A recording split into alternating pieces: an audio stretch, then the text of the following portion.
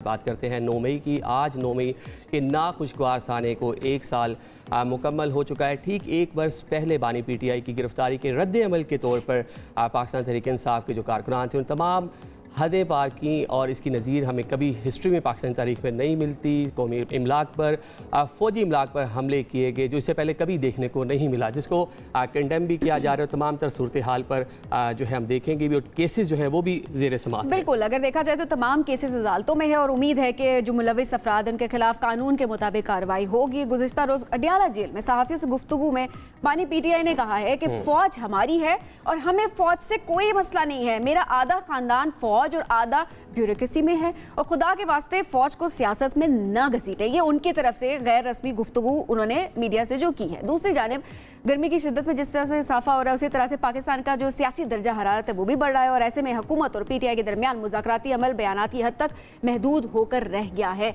सवाल ये उठता है कि क्या मज़ाहमत और मफाहमत साथ साथ चल सकते हैं और क्या हुकूमत और अपोजिशन पार्लिमान में जो बातें होती हैं वहाँ पर क्या मुल्क जो इस वक्त मुआशी बहरान से गुजर है क्या उसको निकालने के लिए मुश्तरका कोशिशें पार्लियामेंट में होंगी या सिर्फ जो हम देख रहे होते हैं कि हंगामा आराई शुरू हो जाती है, वहाँ पर एक दूसरे पर बयानबाजी का सिलसिला जारी होता है, क्या सिर्फ वही गुफ्तगू कम जो है ना महवर रहेगा? चले इस तमाम सूरत हाल पर बात करने के लिए हमारे साथ मौजूद है राजा रियाज साहब, साबिक अपोजिशन लीडर भी हैं और पाकिस्तान मुस्लिम लीग नून के रहनुमा हैं। राजा साहब, आप प्रोग्राम में खुशामदीद कहेंगे आपको।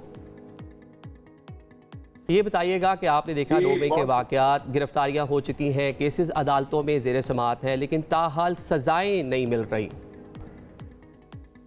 ये पहले सबसे तो मैं ये कहूँगा कि 9 मई एक स्याह दिन है और इंतहाई अफसोसनाक है और जिसकी जितनी भी मजम्मत की जाए मैं समझता हूँ वो कम है, क्योंकि जो 9 मई को हुआ इससे पहले ये पाकिस्तान में इस तरह का कोई वाक़या नहीं हुआ और अल्लाह करे आइंदा भी ना हो। और ये पीटीआई के दहशतगर्दों ने जो हमारे शहीद थे उनके मुजस्मों को जूते मारे, उनको आग लगाई। बाकी जो अमलाक को नुकसान पहुंचाया वो तो है, लेकिन जो हमारे शहीद थे उनको जो इन्होंने जूते मारे और उनको आग लगाई, इसकी जितनी भी मजम्मत की जाए वो कम है और ये दहशतगर्द हैं। और मुझे पाकिस्तान की अदलिया से मैं ये जरूर कहूंगा कि जिस तरह बाकी लोग इंसाफ के लिए चक्कर लगा रहे हैं और उन्हें इंसाफ नहीं मिल रहा, इसी तरह 9 मई के वाक़े में भी जो भी मुद्दई हैं उनको इंसाफ नहीं मिल रहा और उसमें अदलिया रुकावट है। तो मैं अदलिया से ये दरख्वास्त करूंगा कि आप इस रुकावट को ख़त्म करें और जो लोग इसमें मुलव्वस हैं उन्हें सख्त से सख्त सजाएं अब तक हो जानी चाहिए थी। वो जेलों में हैं लेकिन उन्हें सजाएं नहीं हो रही। सर जाहिर है सवाल इसी चीज के ऊपर ही उठ रहा है कि सजाएं कम से कम जो तहकीकात है वो आगे बढ़ जानी चाहिए थी और जो भी मुलविस है ऑब्वियसली उसको सजा इसमें मिलनी चाहिए थी। अब ऐसे में गुज़िश्ता रोज अडियाला जेल से जो इमरान खान साहब का बयान सामने आया है वो कहते हैं जी फौज हमारी है, मेरा आधा खानदान जो है वो फौज में है और ब्यूरोक्रेसी में है, फौज को सियासत में ना घसीटे। अब इस बयान को आप किस तरह देखते हैं? ये जो इमरान खान है जी ये इंतहाई झूठा आदमी है, झूठ लेता है, हर चीज करके ये मुकर जाता है। ये जो बानी पीटीआई है इसने सबको तैयार किया, पूरा ऑर्गेनाइज करके इसने फौजी तनसीबात पर और हमारे शहीदों के मुजस्मे जलाए गए।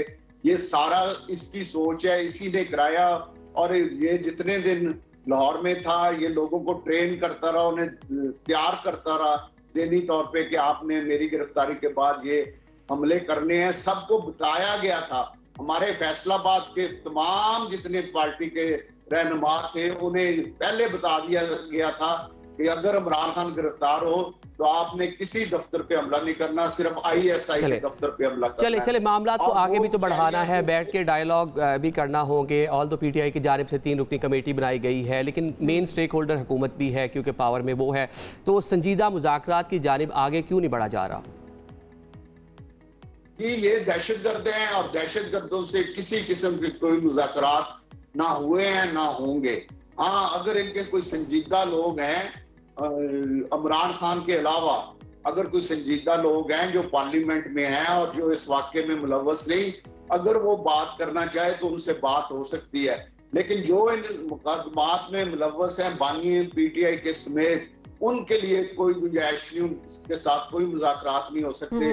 जिन्होंने हमारे शहीदों का ख्याल नहीं किया उनके लिए कोई नरम गोशा नहीं है, उनको सख्त से सख्त सजा मिलनी चाहिए। और उन्होंने जो किया है उस पर पूरी कौम आज दोबारा एक दफा, एक 9 मई को शर्मिंदा थी, एक आज शर्मिंदा है।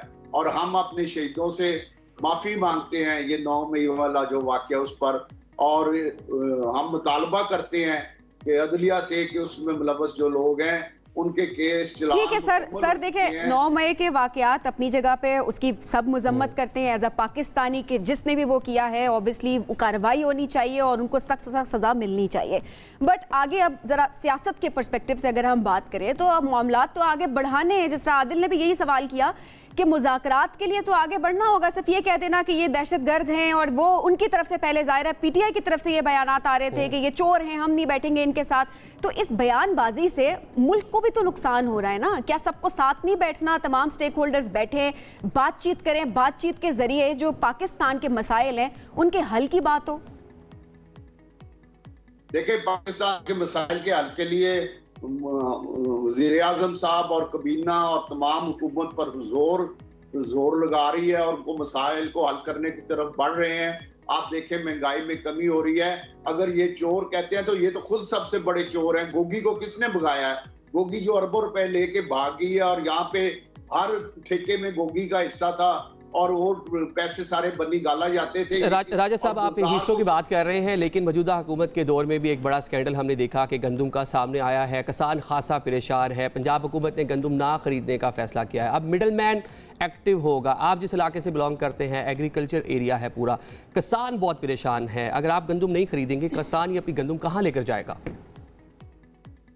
जी, किसानों के साथ हैं हम, और हम वज़ीर आला पंजाब से भी और वज़ीर आज़म साहब से भी ये गुजारिश करते हैं, रिक्वेस्ट करते हैं कि मेहरबानी करके ये जो लोग, एक तो जो लोग इसमें मुलव्वस हैं जिन्होंने गंदम बरामद की है निगरान हुकूमत के दौर में, उनको बेनकाब किया जाए और उन्हें सख्त से सख्त सजा दी जाए।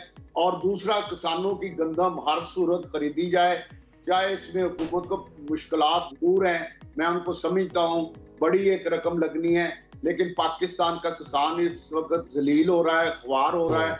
उनको ख्वार होने से बचाने के लिए ये पाकिस्तानी है। पाकिस्तान ज़राअत जो रीढ़ की हड्डी है, तो इस रीढ़ की हड्डी को मजबूत करने के लिए पाकिस्तान और पंजाब की हुकूमतों को रिक्वेस्ट करते हैं कि हर सूरत गंदम खरीदें। ये हमारे किसान भाई बड़ी मुश्किल से अपनी फसल तैयार करते हैं, और ज्यादातर ऐसे लोग हैं जो उधार लेके अपनी फसल तैयार करते हैं। तो ये अगर गंदम ना की गई तो उन राजा साहब, ऐसे में आपको जिम्मेदार कौन लगता है? ये किसकी वजह से ये मामला यहाँ तक पहुँचा है? क्यों उसको खरीदी गई है गंदम, जब अपने किसान गंदम उगा रहे थे? ये मामला आपको कहाँ जाता हुआ दिखाई दे रहा है? क्योंकि 2 कमेटियाँ तो जाहिर है वो तश्कील दे दी गई हैं, तहकीकात हो गई हैं, रिपोर्ट जो है वो पेश की जानी है अभी। सो आपको क्या लगता है ये मुलव्विस कौन है इस सारे मामले में? ये जो एक तो जो निगरान हुकूमत में वफाकी मिनिस्टर फूड थे स्कॉटी, एक वो जिम्मेदार हैं, और एक वजीर खजाना जिन्होंने पैसे जारी किए। ये अच्छा। इन्हें नहीं चाहिए था कि ये कर देते और ये पैसे जारी करते।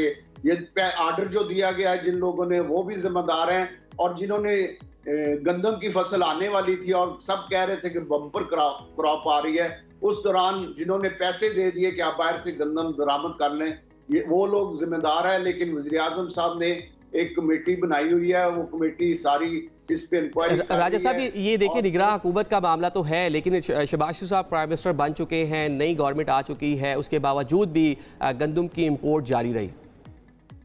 नहीं, प्राइम मिनिस्टर शहबाज शरीफ साहब के होते हुए 1 रुपया भी नहीं दिया गया गंदम की दरामद करने के लिए। मैं पूरी जिम्मेदारी से कह रहा हूँ, मैंने चेक कर लिया है। वज़ीर आज़म शहबाज शरीफ साहब के होते हुए 1 रुपया नहीं गंदम दरामद करने के लिए दिया गया।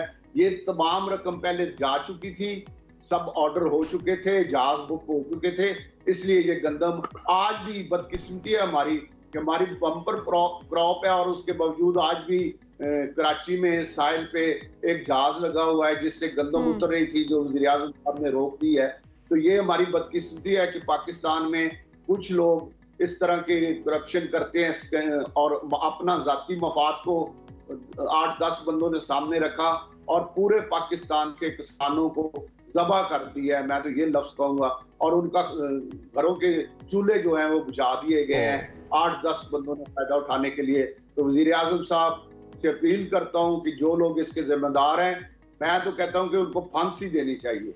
वो इस काबिल नहीं है कि वो जिंदा रहें और इस तरह पाकिस्तान को लूटें और पाकिस्तान के गरीब किसानों की जेबों पे डाका मारे। तो ऐसे वो तो कानून जाहिर है वो तय करेगा कि सजा क्या होनी चाहिए, लेकिन हाँ जाहिर सी बात है कि सजाएं जरूर होनी चाहिए जो भी इसके अंदर मुलविस है। अच्छा अब सर मैं दोबारा मुज़ाकरात की तरफ आऊंगी, क्योंकि जाहिर सी बात है आम आवाम भी यही बात कर रही है और अब जाहिर है वक्त का तकाजा भी इस वक्त यही है कि सब साथ बैठें, बात हो। अगर बात नहीं हो रही, अगर पॉलिटिकल स्टेबिलिटी नहीं आ रही मुल्क में, तो जाहिर है मुआशी तौर पे स्टेबल नहीं हो सकता मुल्क किसी भी तरह से। अब ऐसे में मौलाना फजल रहमान साहब, उनको भी ज़ाहिर मनाने की कोशिश तो काफ़ी मरतबा की गई है, लेकिन मानने को वो तैयार नहीं है। मुसलसल अब वो हुकूमत से ये मुतालबा कर रहे हैं कि वो हुकूमत छोड़े और अपोजिशन में आके बैठें। क्या कहेंगे आप इस बारे में? जी, मौलाना फजल रहमान साहब हमारे लिए बड़े काबिल एहतराम है। मैंने तो बारहा मीडिया पे भी और जहाँ तक मेरी रसाई थी ये रिक्वेस्ट की थी कि मौलाना साहब को हर सूरत राजी किया जाए, उन्हें ऑन बोर्ड किया जाए। और अभी भी ये कोशिश जारी है कि मौलाना साहब ऑन बोर्ड हों। ये मौलाना साहब के बारे में पीटीआई वाले जो अल्फाज कहते थे आपको पता है, और मौलाना साहब भी इनको यहूदी कहते थे, तो इसलिए ये हालात तो नहीं होगा। लेकिन मौलाना साहब को लाजमी राजी करना चाहिए, वो हमारे लिए इंतहाई काबिल। मौलाना को भी राजी करें, बल्कि जो दूसरे पॉलिटिकल आपके स्टेक होल्डर हैं, दीगर सियासी जमातें हैं, उनको भी ऑन बोर्ड करना है, क्योंकि पॉलिटिकल स्टेबिलिटी बहुत ज़रूरी है। बहुत शुक्रिया राजा रियाज साहब हमारे साथ मौजूद थे, सबीन राजस्तार थे। जब तक सियासी इस्तेहकाम नहीं आएगा, स्टेबिलिटी मुल्क आगे चलना मुश्किल होगा, इस्तेहकाम नहीं आ सकता, जाहिर सी बात है। तो बात करना बहुत ज़्यादा ज़रूरी है।